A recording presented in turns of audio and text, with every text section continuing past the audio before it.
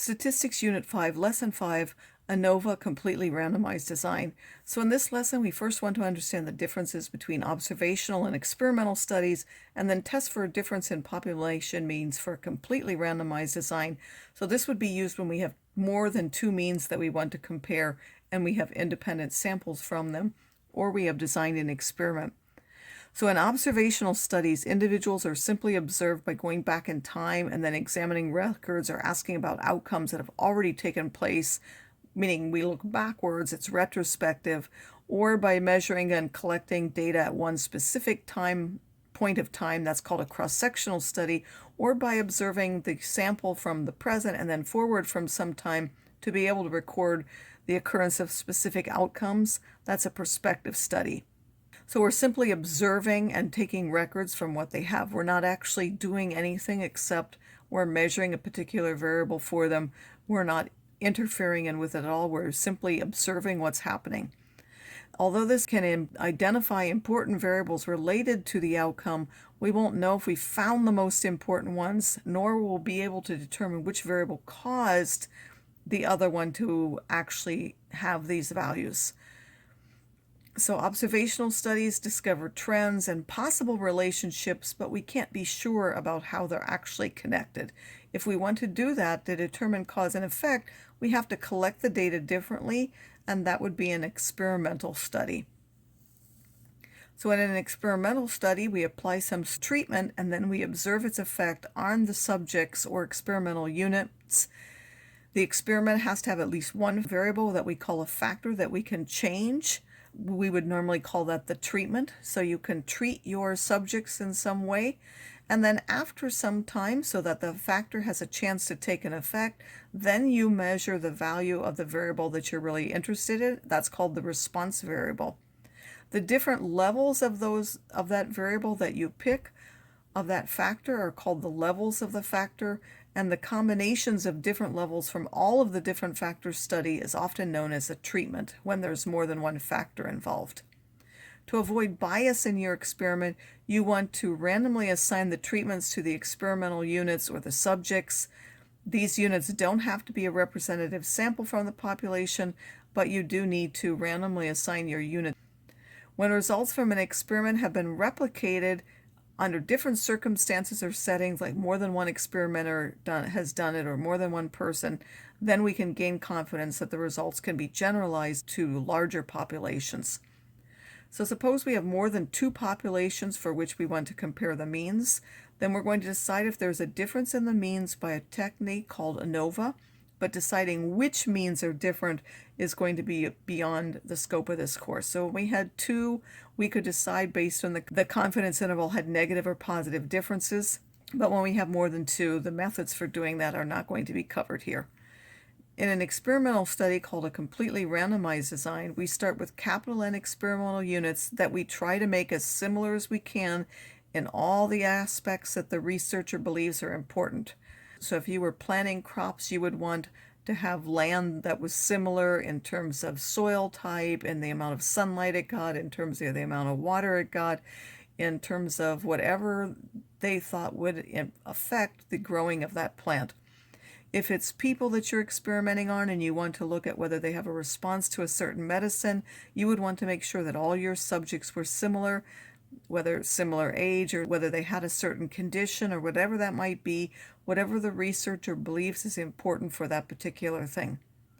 These levels can be either quantitative or qualitative for this controlled variable. Then you're going to measure a quantitative variable y, which is a response variable. So the response variable must be quantitative. The levels of your controlled variable can either be qualitative or quantitative. We can also do an observational study where you simply get random samples from k different populations, you measure the values of some variable y, and you will end up with k sample means. Now the variation in the values of the variable can be due to lots of different sources. In the experiment, it controls the factor or treatment, or you have a population factor source of variation. And then there are some things you're unable to control that's called the error, such as the differences in experimental units. So you try to make them as similar as possible, but they will still react differently to the different treatments or to the different areas. So you do your best, but there will still be differences in experimental units. Some plant might be naturally stronger than the other one or something. So the ANOVA method separates the variation in Y into separate parts.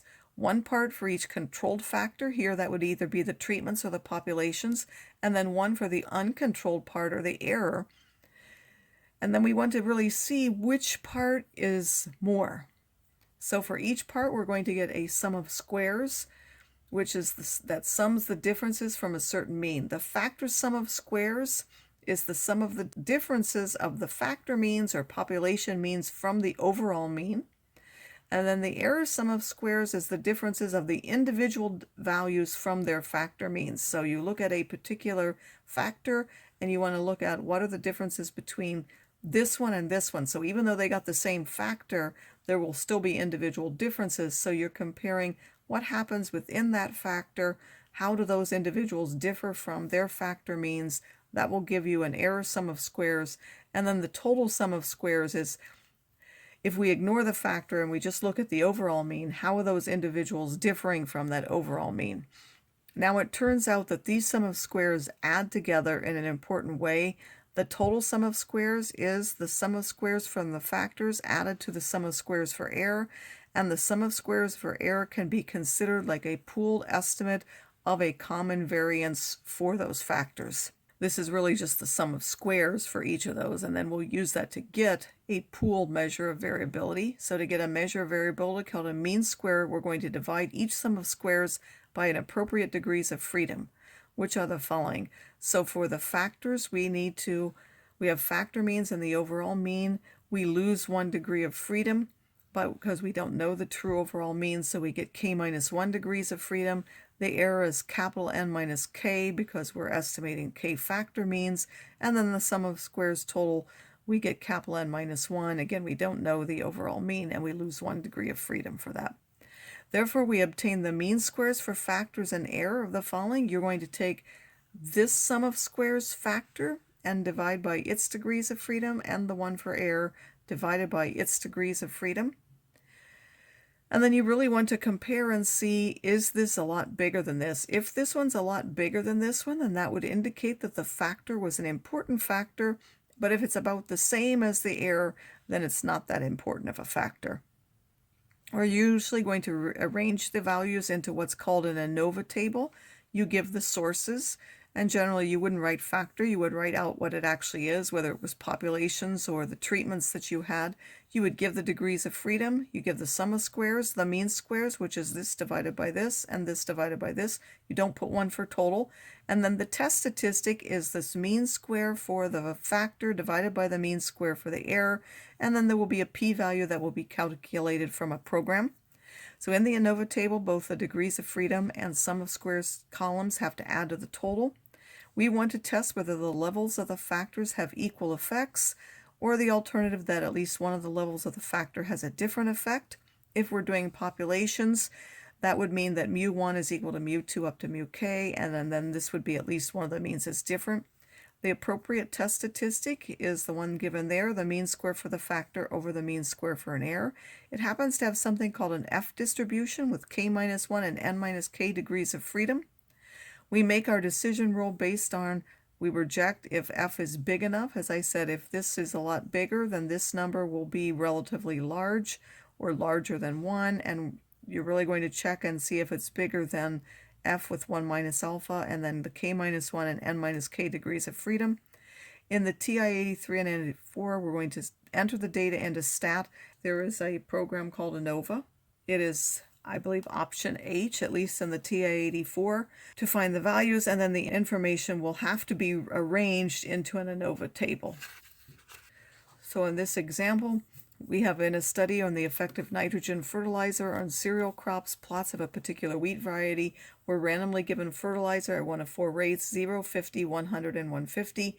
At a certain date, plants were randomly selected from the plots, and the plant height in centimeters was measured. Can we conclude that all 4 fertilizer rates have equal effects and the average plant height used alpha is 0.05? So you notice that They don't have to have the same sample sizes, and you would put your data into the statistics into 4 separate columns. The variable is the plant height in centimeters. The factor are the 4 fertilizer rates or treatments. We'll get to the means in a minute, but these are the controlled values of those fertilizer rates. We're going to assume independent samples from normal distributions with equal variances. The null is that all 4 fertilizer rates have the same effect on plant height, and HA is at least one of the 4 fertilizer rates has a different effect. The F is going to be the mean square for the fertilizer rate over the mean square error. We're going to get this ANOVA table. As I said, we have now put in our data. We go to stat and we go to test. We could have put H, or we know that it's there. And then we have to put inside ANOVA, we have to put that we're going to list them in L1, L2, and L3. So you have to say L1, comma, second L2, comma, second L3, comma, second L4.